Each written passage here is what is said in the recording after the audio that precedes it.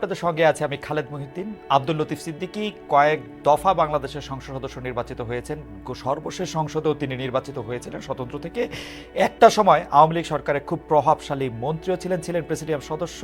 তিনি আবার আওয়ামী লীগ সরকার থেকে তার মন্ত্রিত্ব বাদ দিয়ে তাকে এক পর্যায়ে কারাগারেও যেতে হয়েছিল। সেই বর্ণাঢ্য ক্যারিয়ারের আব্দুল লতিফ সিদ্দিকীর সাথে আমরা এখন মুখোমুখি কথা বলবো, অনেক বিষয় নিয়ে আলাপ আলোচনাও আমাদের সাথে উঠে আসবে। যাই হোক, আমি জনাব আব্দুল লতিফ সিদ্দিকীর কাছ থেকে একটু জানতে চাইবো যে আপনি আসলে কালের সাক্ষী, ইতিহাসের সাক্ষী, অনেক কিছুর ব্যাপারে আপনার আসলে প্রত্যক্ষ অভিজ্ঞতা আছে, অনেক কিছুর ক্ষেত্রে আপনি আসলে প্রধান চরিত্র। সেই জন্য আমরা একটু 10-11 বছর আগের ঘটনা থেকে শুরু করি।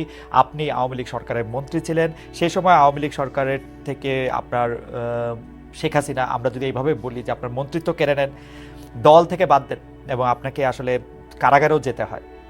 উপর থেকে আমরা যেটি জেনেছি যে আপনি হজ, তাবলিগ জামাত তা নিয়ে কথা বলেছিলেন, কিন্তু ভেতর থেকে আমরা যা শুনেছি সেটি হচ্ছে যে আপনার প্রধানমন্ত্রীর পুত্র জনাব সজীব ওয়াজেদ জয়কে নিয়ে প্রশ্ন করা, সে সময়কার প্রধানমন্ত্রীর পুত্র সজীব ওয়াজেদ জয়কে নিয়ে প্রশ্ন করায় আপনার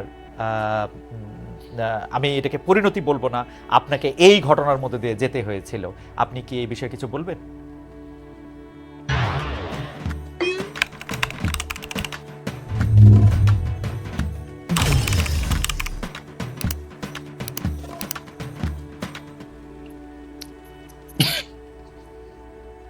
প্রশ্ন করা এবং না করা হলো আমার চরিত্র বৈশিষ্ট্য।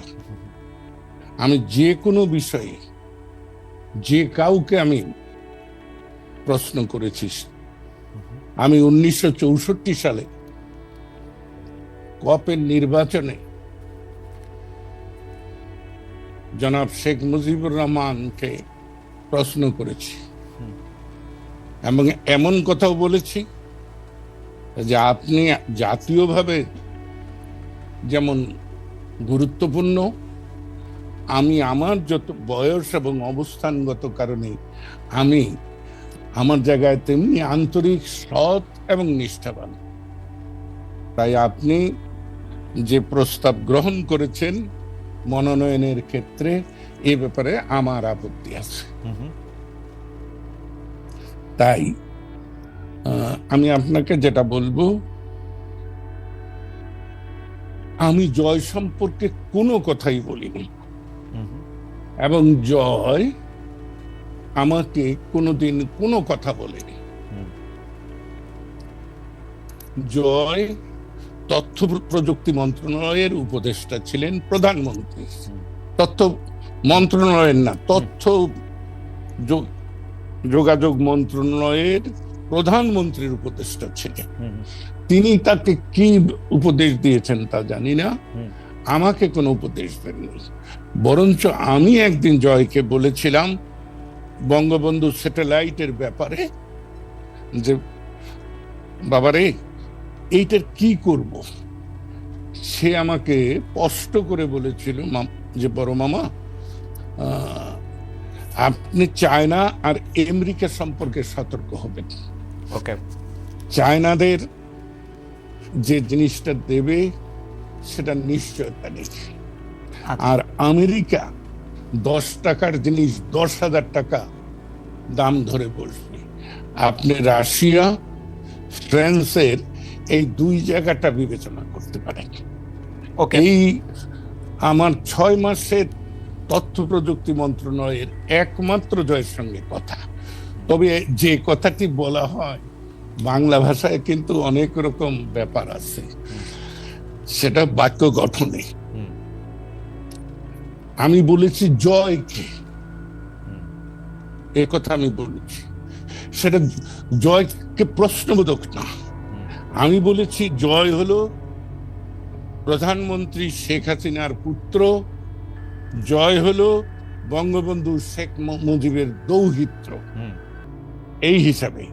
কিন্তু চাটুকার খোসামতকারীরা শেখ হাসিনাকে কি বুঝাইছে আমি জানি না, এবং তবে বিষয়টা কিন্তু এখানে না। ওকে, আমি একটু মাঝখানে একটু বলি। তার মানে হচ্ছে আপনি এটুকু প্রশ্ন করার জন্য আপনার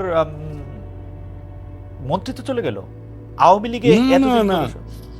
না না না না না না, আমার মন্ত্রিত্ব ওখানে যায়নি, আমার আওয়ামী লীগ থেকে বহিষ্কার ওখানে হয়নি। হয়েছে কায়েমি স্বার্থবাদ। আমি শাসন ব্যবস্থায় আওয়ামী লীগের অভ্যন্তরে যে লুটেরা শ্রেণী, আমি নাম ধরে বলি, শেখ সেলিম, হাসনাত আব্দুল্লাহ, লিটন থেকে শুরু করে প্রত্যেকের সম্পর্কে আমি প্রশ্ন তুলেছি। শেখ হাসিনা সম্পর্কে আপনি কোনো প্রশ্ন তুলছিলেন? কার সঙ্গে? শেখ হাসিনা সম্পর্কে না, আমি শেখ হাসিনাকে সবসময় হাসতে হাসতে বলতাম, কারণ এক সময় তো তুই তুকারি করেছি। 50-এর দশকের শেষ 58 সালে আমার সঙ্গে পরিচয়, তারপরে থেকে আমরা আমার অভ্যাস অনুযায়ী তুই তুকারি করেছি। কিন্তু আমি যখন 2001-এর জাতীয় সংসদ নির্বাচনে ভোট ডাকাতির কারণে পরাজিত হই, তারপরে আমি সিদ্ধান্ত নেই যে আমি রাজনৈতিক অঙ্গনে থাকবো কি থাকবো না, নির্বাচনী ব্যবস্থার মধ্যে থাকবো কি থাকবো না। তখন আমি নিজে নিজেই ভেবে নেই যে শেখ হাসিনাকে যদি আমি তুই তোকারি করি, তাহলে শেখ হাসিনা আমাকে কেন সম্মান করবে। তাই আমি তখন থেকে তাকে আপনি বলা শুরু। ওকে, আমরা সরি আপনাকে ইন্টারাপ্ট করার জন্য। আপনি ওই জায়গায় বলতেছিলেন যে কেন আপনার মন্তব্য চলে গেল শেখ সেলিম, হাসনাত আব্দুল্লাহ। আচ্ছা, আমি সেইটা বলতেছি। জি, সেইটা নিয়ে হ্যাঁ, সব। জি, ওই যদিও তারা শেখ পরিবার দাবি করে, আসলে তো পরিবার বলতে কি, নরনারী, তার সন্তান, বৃদ্ধ পিতামাতা থাকলে তারা, কিন্তু এরা তো শেখ পরিবারের আত্মীয় স্বজন। এদের লুণ্ঠনের বিরুদ্ধে, অর্থ পাচারের বিরুদ্ধে আমার বক্তব্য ছিল যে আমরা যে ছদফা আন্দোলন স্বায়ত্তশাসনের দাবি করেছি, সেটা হলো এইরকম যে পূর্ব পাকিস্তানের অর্থ পশ্চিম পাকিস্তানে চলে যাচ্ছে, সেটা আর ফেরত আসছে না। আমরা তো একই কাজ করছি আওয়ামী লীগ রাষ্ট্র ক্ষমতায় এসে। সেটা কি? যে আমরা দেশের সম্পদ, দেশের অর্থ বিদেশে পাচার করছি। আমার এখানে একটা ছোট্ট প্রশ্ন আছে। আপনি যাদের কথা বলছেন যে শেখ সেলিম, হাসনাত আব্দুল্লাহ, জনাব লিটন, তারা আসলে রাইটলি আপনি পয়েন্ট আউট করছেন যে তারা বিভিন্ন ধরনের লুটপাটে অংশ নিছে এবং আপনি সেটা নিয়ে প্রশ্ন তুলেছেন, কিন্তু আপনার কাছে কখনো মনে হয় নাই শেখ হাসিনার ডাইরেক্ট ব্লেসিং না থাকলে, ডাইরেক্ট অংশগ্রহণ না থাকলে তাদের পক্ষে কোনোদিন এই লুটপাট করা সম্ভব না? এটা কি বললেন? এটা কি বললেন খালেদ? আপনার যদি ইচ্ছা না থাকতো, তাহলে আমি কি আপনার সঙ্গে এই মুখোমুখি সাক্ষাৎকার দিতে পারি? না, না। এবং আপনার ইচ্ছা না থাকলেও, আপনার ইচ্ছা না থাকলেও সেটা শেখ হাসিনার যদি ব্লেসিং নয়, শুধু ব্লেসিং তো ছিলই, তার একান্ত সম্মতি ছিল, রাইট। এবং এই ব্যাপারে আমি ছেলেটিকে পছন্দ করি আর না করি, সোহেল তাজ সে কিন্তু এক সাক্ষাৎকারে বলেছে যে আপা আমাকে বলেছিল যত পারো অর্থ জোগাড় করো।